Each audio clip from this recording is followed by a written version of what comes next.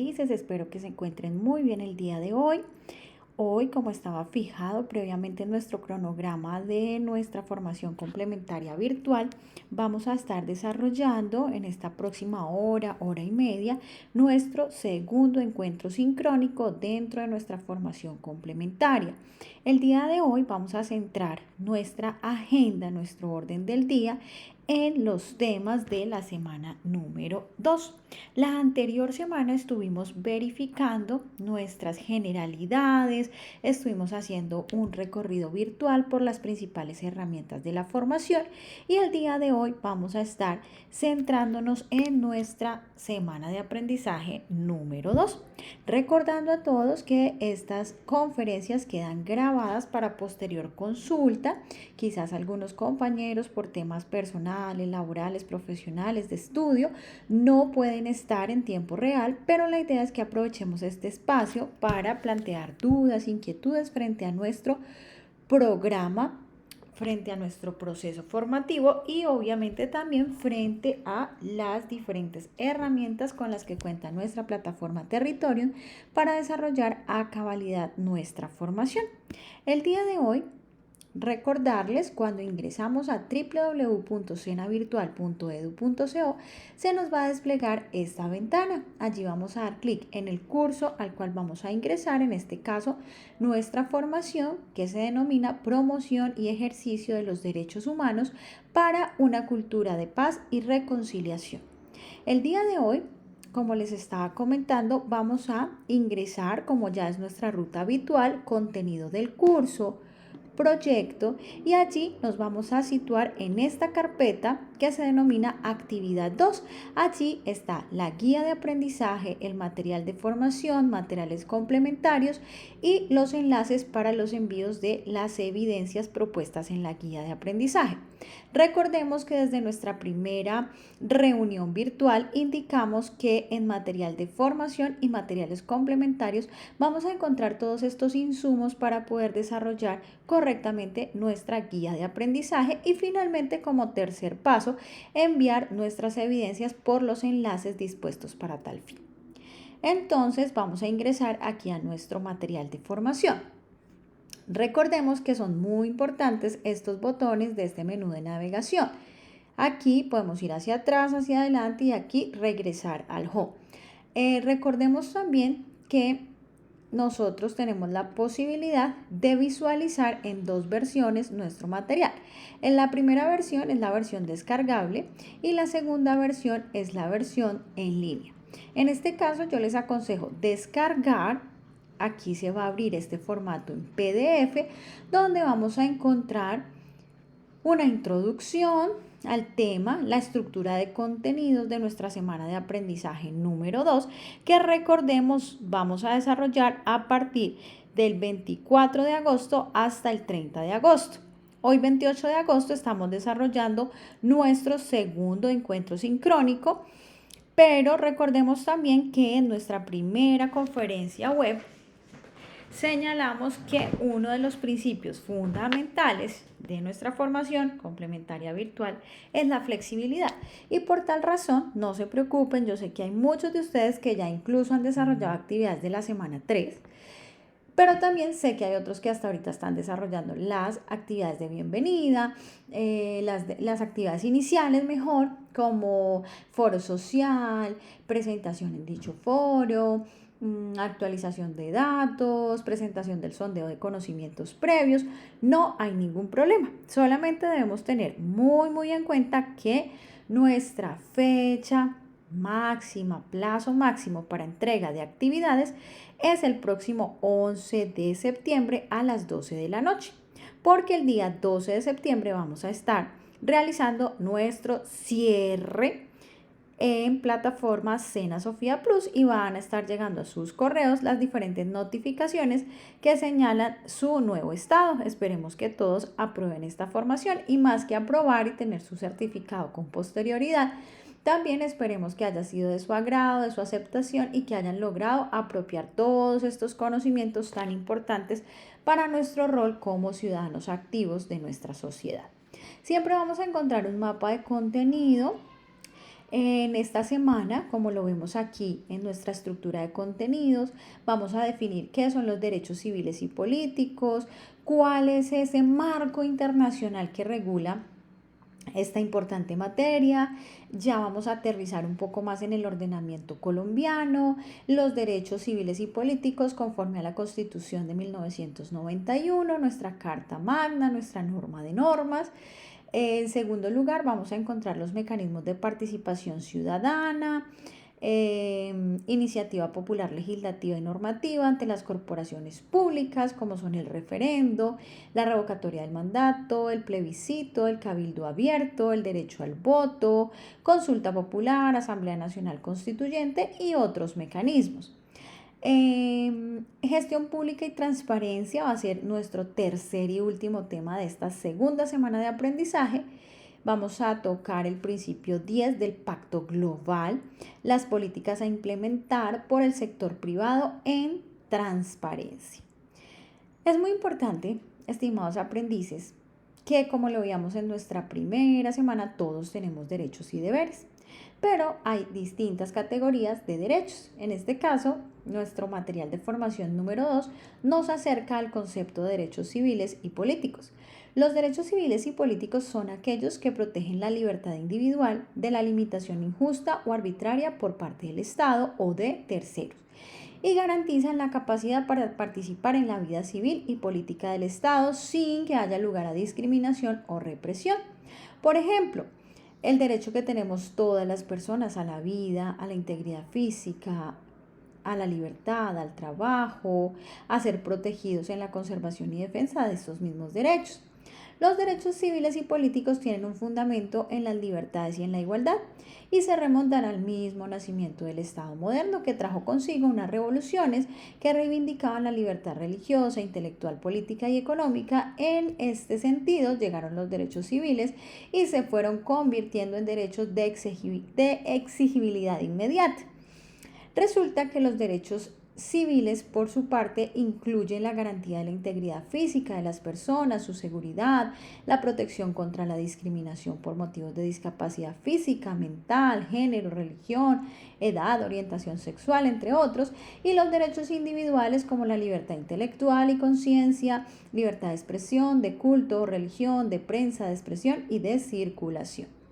Por otra parte, tenemos los derechos políticos, que incluyen la justicia natural, la equidad procesal en la ley, tales como los derechos de los acusados, incluido el derecho a un juicio justo, a un debido proceso, el derecho a obtener una reparación o un recurso legal, y los derechos de participación de la sociedad civil y la política, tales como la libertad de asociación, el derecho de reunión, el derecho de petición, el derecho a elegir y a ser elegido y a participar en los asuntos políticos.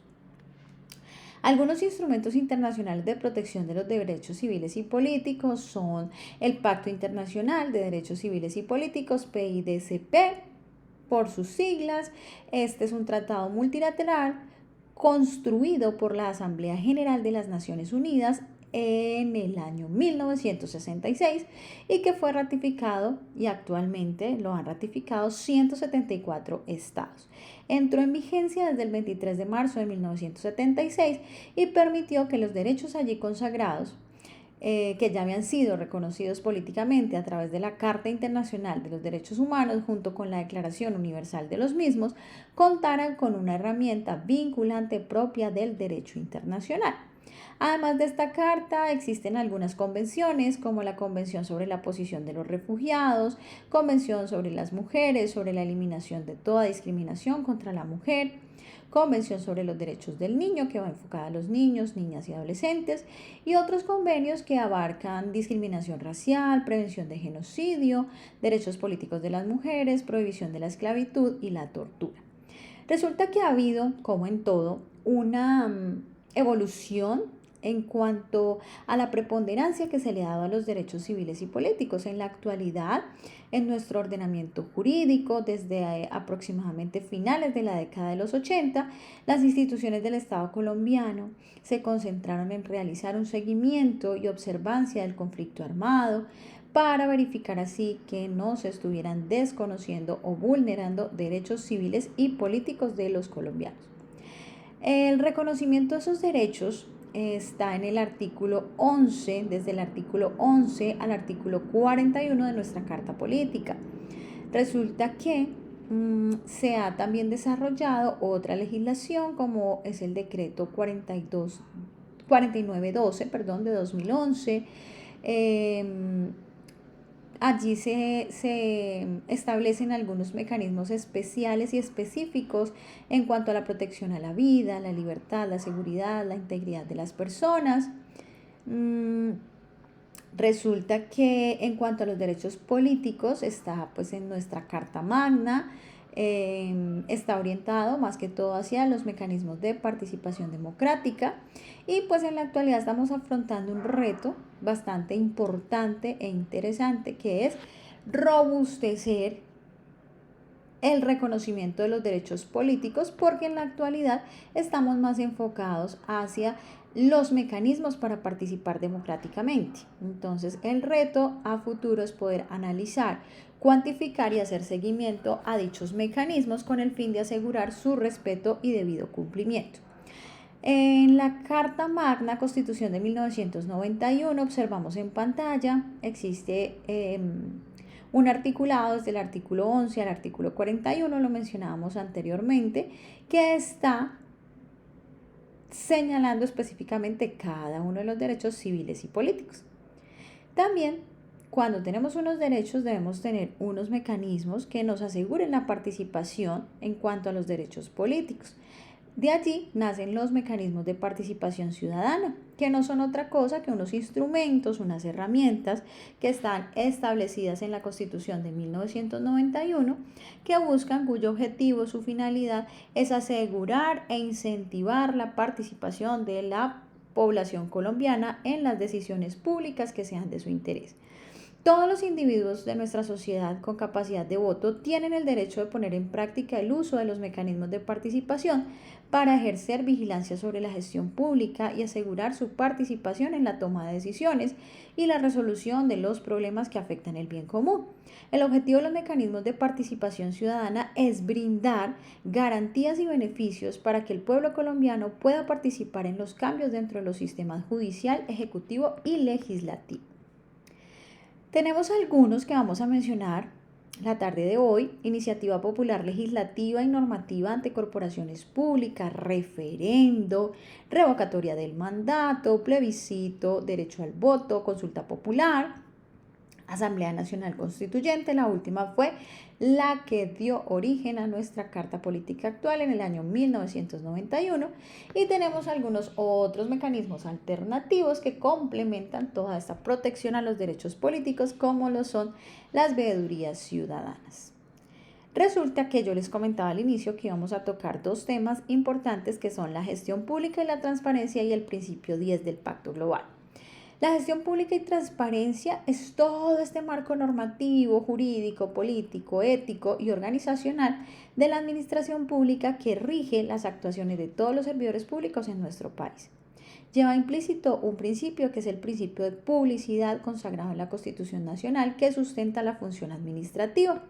A través de la gestión transparente es que los funcionarios públicos del Estado garantizan de manera integral los derechos. Dicha transparencia se fundamenta también en los principios de debida gestión de los asuntos públicos y de los bienes públicos, en la integridad y en la obligación de rendir cuentas, tal como lo explica la Convención de las Naciones Unidas contra la Corrupción o la Convención para combatir el cohecho de servidores públicos extranjeros en transacciones comerciales internacionales de la OCDE.